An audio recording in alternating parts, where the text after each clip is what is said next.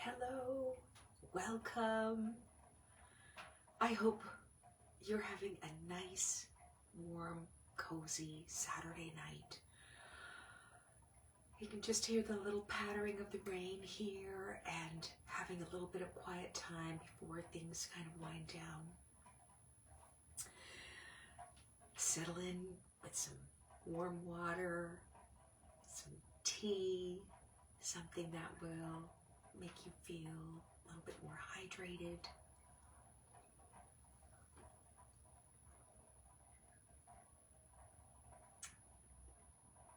I am someone who really encourages my fellow travelers on the yoga journey to keep themselves really hydrated through my classes, no matter how hot and sweaty and active they are.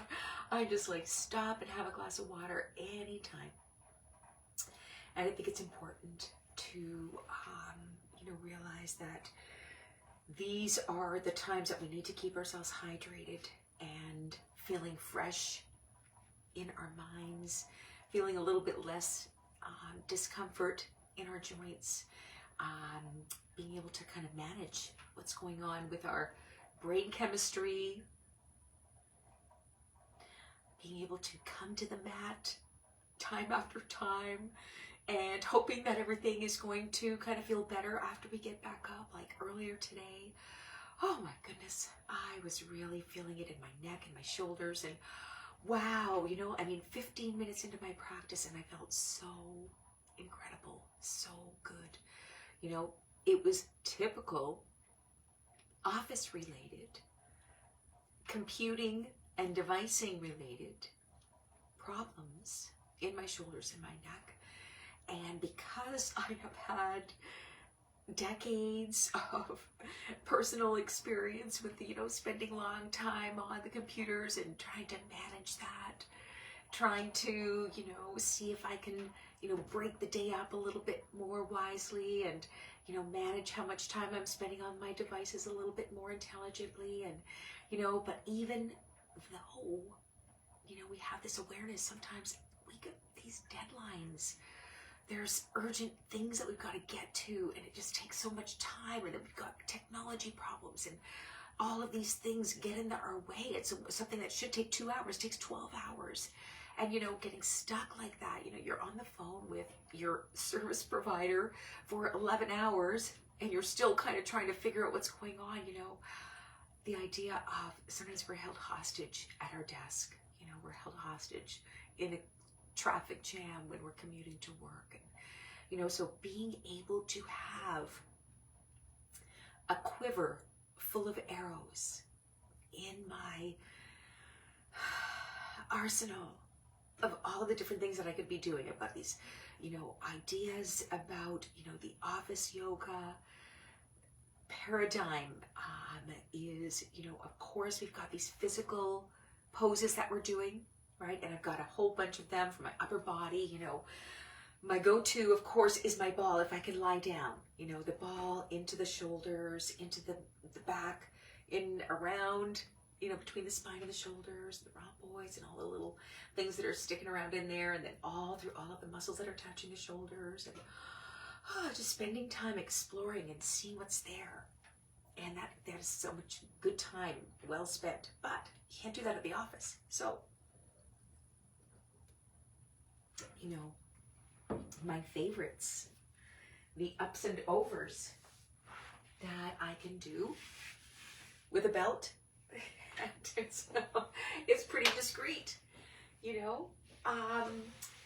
able to activate the arms. We're not going to the gym and going to put on a whole bunch of weight. We're just going to wake the arms up. We're waking up the armpits. We're waking all of the upper body up. Just doing a couple of these, ups and overs.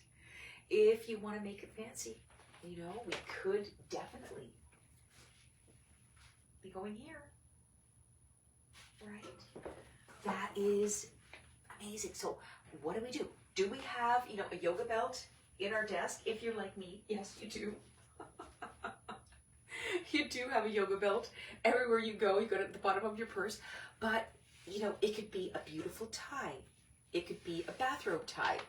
It could be, you know, some kind of other thing, like, you know, if you're in the kitchen, it's a dishcloth, you know, or a dish towel. And just doing a little bit all through the day is what science is saying right now is the best thing to be doing. So Eric, welcome. Nice to see you. Thank you for joining. I'm so glad that you're here, and hoping that you're enjoying your healing yoga practice. And I think this week the focus was on sciatica. If you have any comments, would love to hear what your experience is.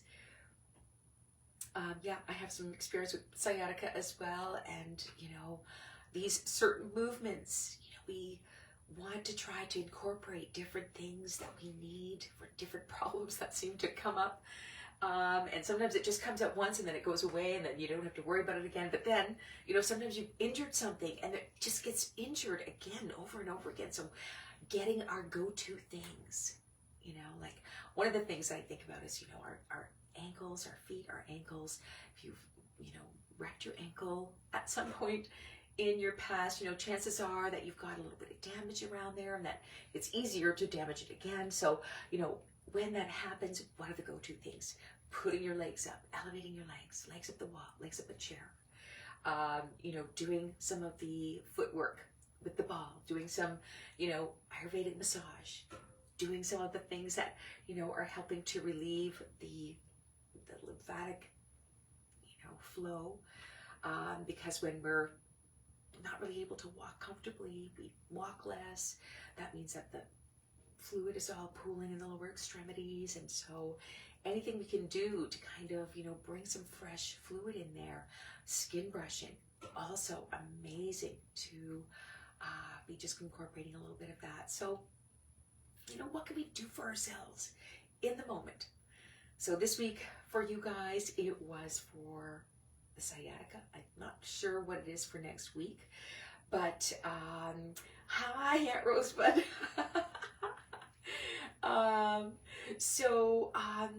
Yeah, and then today we had general ickiness. My Aunt Rosebud was one of my co-yogis on that episode, and we had a hoot doing that one. That was just actually one of the more popular episodes from season 1. The no, it's sparkling water and some lemons and stuff. So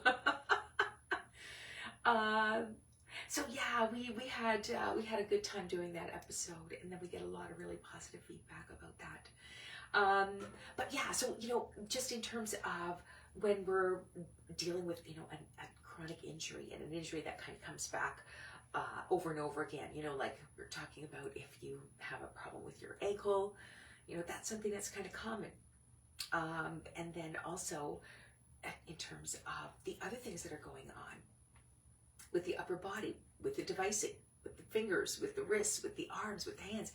What can we do to bring a little bit of healing into wherever we are? It doesn't really have to be, you've got an hour, you've got to do that 3 times a week, and then things are going to get better. It's not really like that, you know. You got 22 minutes you can do on the Healing Yoga Show. You can do a couple of the other little ones that are on there on YouTube as well. And, you know, you can kind of build a repertoire of the things that you really like doing and bring those, you know, to bear when you need them, right? When you get sciatica, you know, oh, this is the one that I really, feels really good. So that's what I do in my own healing personal practice. You know, earlier today I was telling you that I was using my ball, and I was also stretching my hamstrings because I need to have a feeling of lymphatic flow there. Sitting in a chair, again, coming back to this idea of the office yoga, and I want to invite you to my masterclass that is going to teach you all of my favorite go-to practices. Now, doing my hamstrings here, lying down, that is not going to cut it at the office, but there's a number of other things that are really good. The other night I was talking about doing the fingers. Oh my gosh. Very, very instrumental. And then also, you know, you can kind of put this work together with the other work that you're doing with the ball. You know, we've got the yoga with the balls. Getting in behind the shoulder, and then this whole part of my arm let go completely, you know, and this is the part of my arm that was really killing me from too much mousing, from too much keyboarding, right? So how can I just get on the mat whenever I can, a couple of minutes here and there. It doesn't have to be, you know, oh, 90 minutes.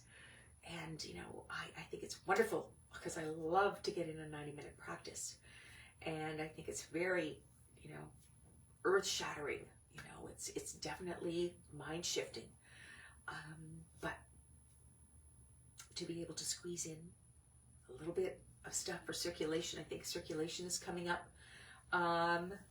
tomorrow or something. Yeah, so the idea of circulation, my hamstrings, I was working on my hamstrings. I have definitely got some issues working through head, neck, ears, vestibular, you know, all kinds of other things that are kind of interwoven with that really can be very challenging to live decently. And yet, you know, keep coming back to the mat. I'm going to make it through the next, you know, little bit. Then the symptoms kind of quiet down. Then something comes up again, you know. So just watching things, trying to manage my nervous system, trying to do my breathing practices, trying to, you know, again, coming back into this idea of office yoga. There's a certain physical aspect. And in the workshop that we're going to be doing, this masterclass, it's a play shop, to coin or to borrow a phrase that my wonderful friend Erica coined, play shop. One of the things that we're going to be doing is, you know, some of the physical poses, but also some of the breathing practices and the mental, cognitive, sharpening practices that have been, you know, time tested for centuries. And then also, you know, attaching a little bit of meaning to the work that we're doing to something bigger than ourselves, something beyond ourselves. And, you know, just trying to understand that it's not just the body. It's not just the mind. You know, we kind of categorize things to make it easy to digest information, but it's happening all at the same time, right? So, yeah, I just want to invite you to join me on the 12th. That is next Sunday.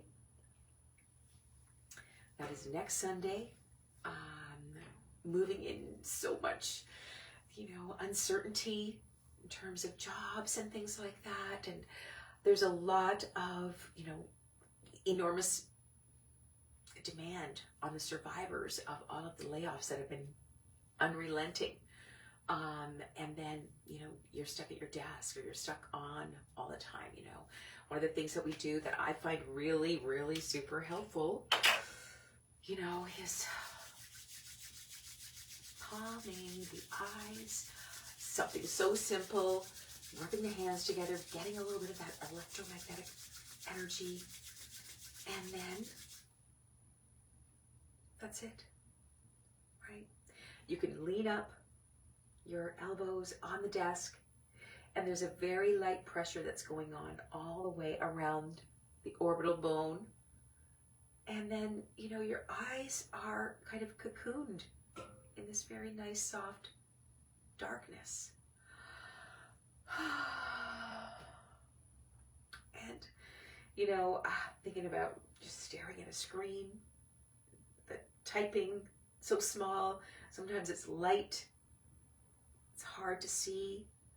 Then you have these terrible images coming at you. You know, you move your mouse somewhere and then this news article pops up that you don't want to see, but then there's this terrible pop-up with a picture on the front page of terrible disasters, and oh my goodness, you know, there's so much input coming through the eyes. You know, earlier this week we were on One TV doing weight loss. I think it was, I can't remember if it was Tuesday or Wednesday. We did weight loss, weight gain as a topic for our episode, and, you know, just turning on our metabolism, bringing everything into balance, and, you know, using our relaxation as a way to get out of the fight flight part of the nervous system into the rest and digest part of the nervous system, so that the blood can come back to the central part of the body and start doing its things, right? Just a few moments of that can be so nice. Putting cucumbers on the eyes, you know, that's something else. I definitely have cucumbers at the office, and they do definitely come in handy. But yeah, something so simple. Doesn't cost any money.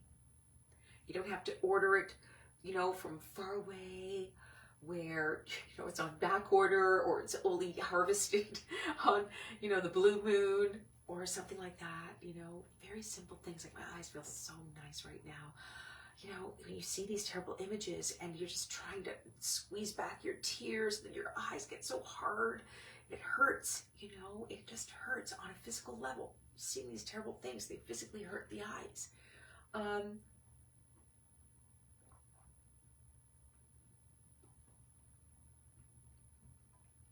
Staying hydrated to let the tears flow. So much going on right now.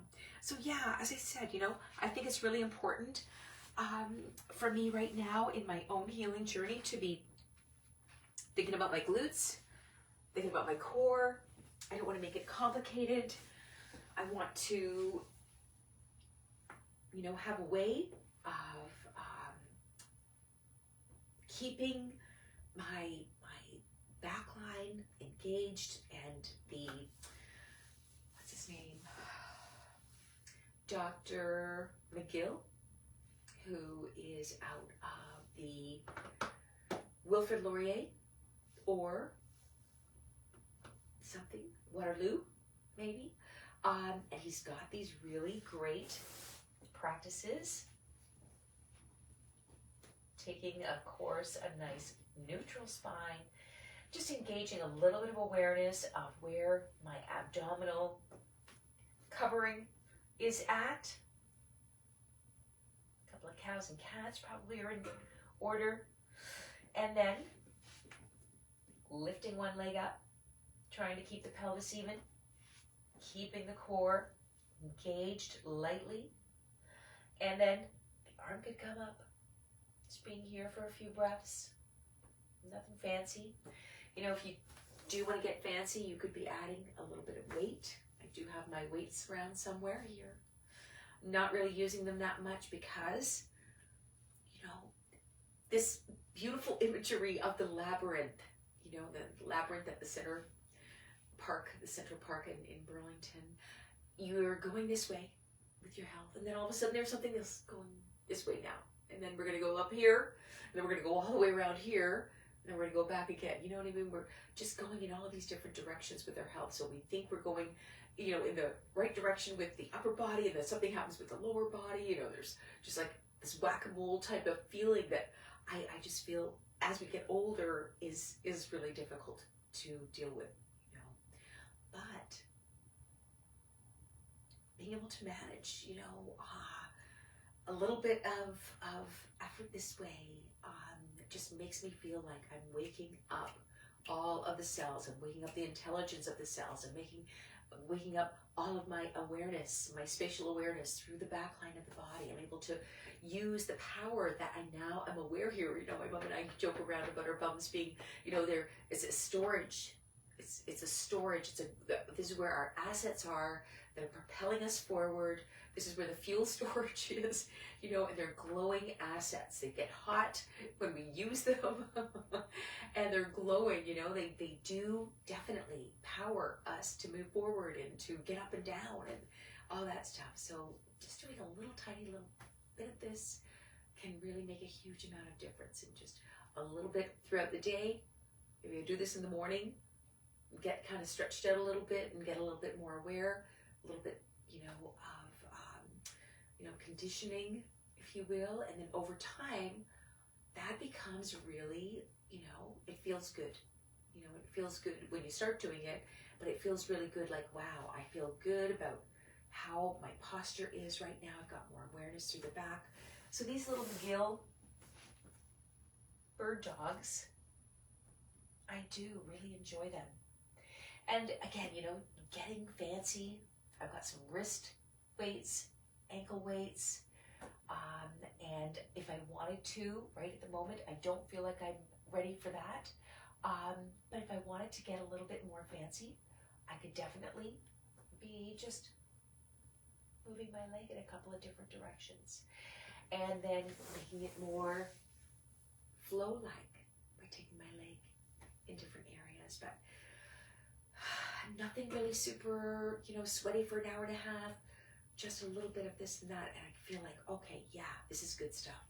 Back bends are really working for me right now because of the nature of the, I don't know if I let you know, but I got hit by a car, not once, but twice on my bicycle.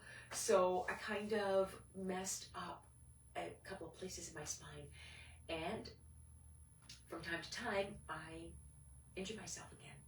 And that is something that I really want to be careful about in my yoga practice, because I'm doing yoga to heal my body, to heal my heart, to heal my brain, to heal, my relationship with my higher self. I don't want to come here and have an unnecessary injury take place, right?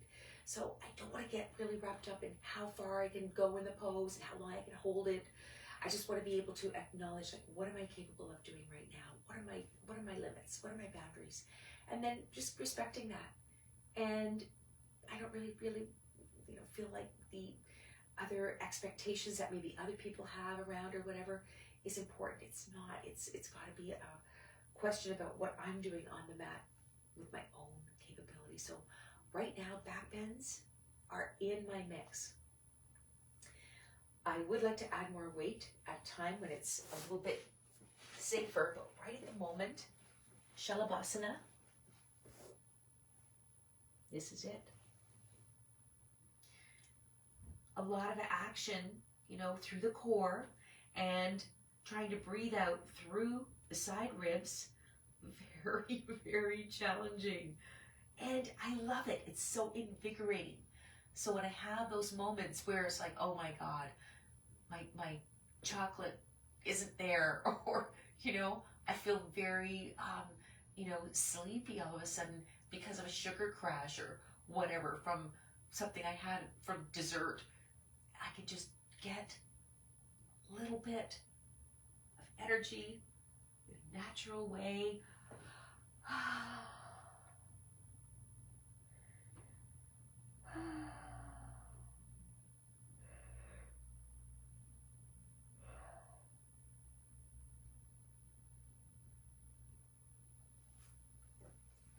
And again, the idea of activating the back line of the body.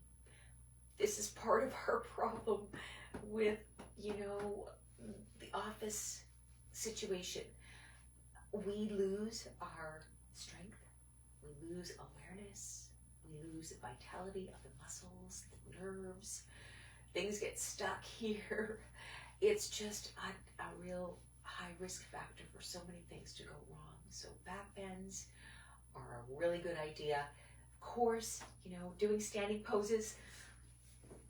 I love my standing poses, but they're not essential when you're healing from things. You want to give yourself time and space. You replaced your hips, you've got new knees, you've got this or that. Staying within the boundary of, that place between comfort and discomfort, and not going past that into the pain zone. And then, trying to be a hero, or trying to, impress yourself, or make yourself feel like it's a fitness performance aspect that we're working through. I just love the idea of being on my mat and having that quiet time, listening with my inner ear, seeing with my inner eye, looking inside and finding out, what's happening, and breathing light and spaciousness into those spots, right? Like, there's a spot in my back. I know exactly, where that spot is. That's the spot that's the first spot that might pop out of alignment. And that's the spot of breathing light and spaciousness to get everything around that spot. When I feel like, oh, something's going on there, how can I just see if there's a lot of bracing around there or whatever? I want to spend time on that. So again, the imagery of the labyrinth. You know, we're going over here, and all of a sudden there's a hairpin turn, and we're going over here. And then there's a left turn at Albuquerque, and we're going all the way around. And then we're coming back over here, and then we're going to go over here, and then another hairpin turn. You know, it's a journey, and I just want to enjoy it. I want to enjoy it as best I can with all my original parts. And in this age of, you know, artificial things, I want to reinforce the value of being real about your practice, being real about your abilities, giving yourself credit, you know, being real that there's progress going on there, you know, even if you're not doing it every day and beating yourself up and I'm terrible, I'm lazy, I'm this and that, you know, that's not true. Just getting into a little bit more of a routine that's easy to build into your day. So doing a couple of things, you know, maybe, oh my goodness gracious, you need some deep rest. So you take 15 minutes and you do a Shavasana. Maybe that's what you need.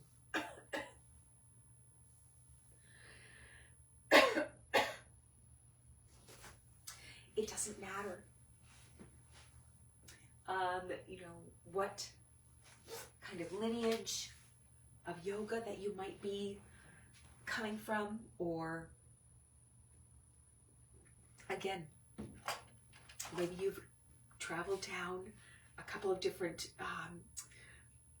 roads of practices in yoga. You know, I came through the Iyengar door into the yoga world, and there are so many wonderful and amazing, I love so many wonderful quotes and beautiful imagery.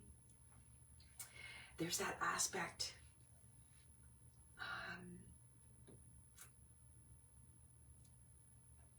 that makes yoga more than just, you know, circus movements and, you know, gymnastics and stuff.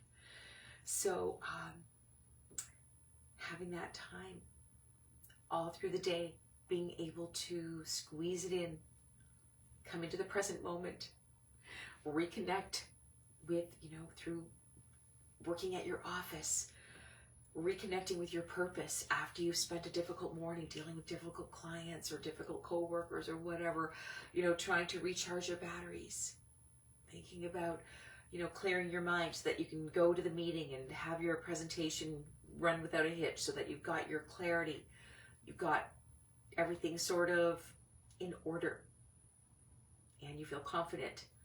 You know, the idea of using your practice to kind of, again, like connecting to some higher meaning, you know, the work that you're doing and how it lands in the community, the things that you're doing with your coworkers that are, you know, helping them, things that you're doing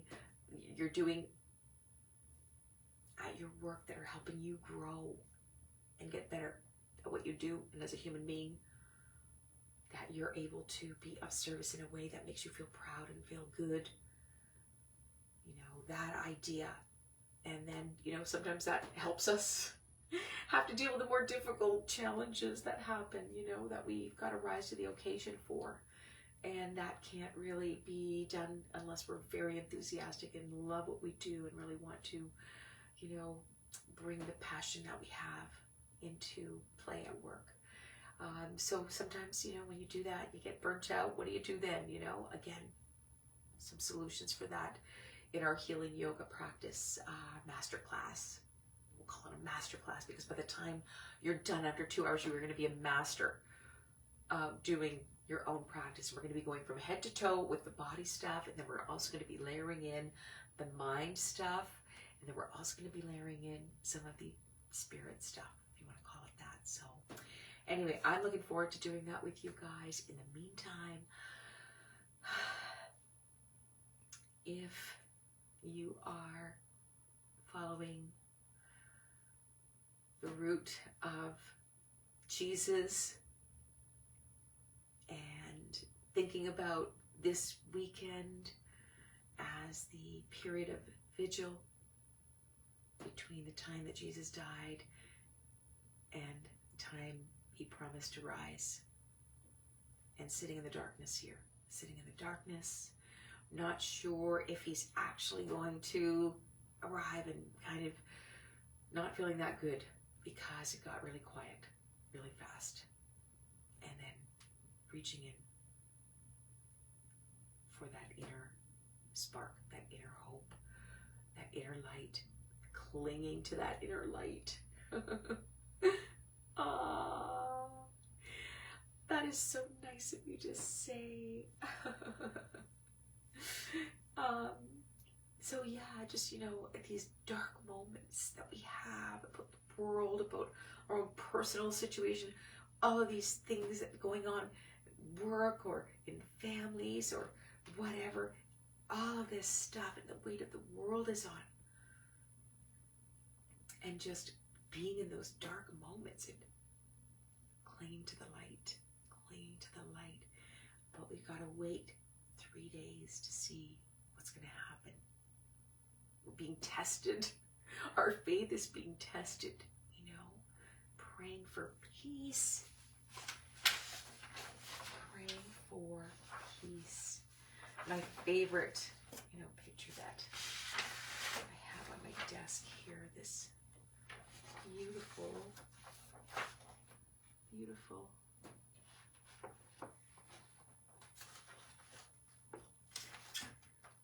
thing. I just love it. So I want to leave you with one of my favorite namaste. One of my favorite namaste. I honor the place in you in which the entire universe dwells.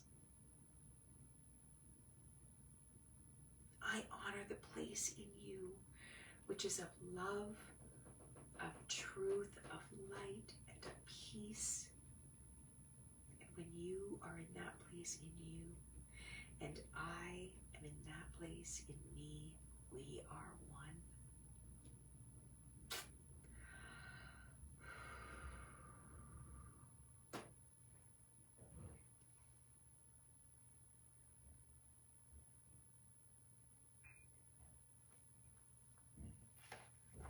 That's one of them. I hope you have a wonderful night. We'll see you again soon.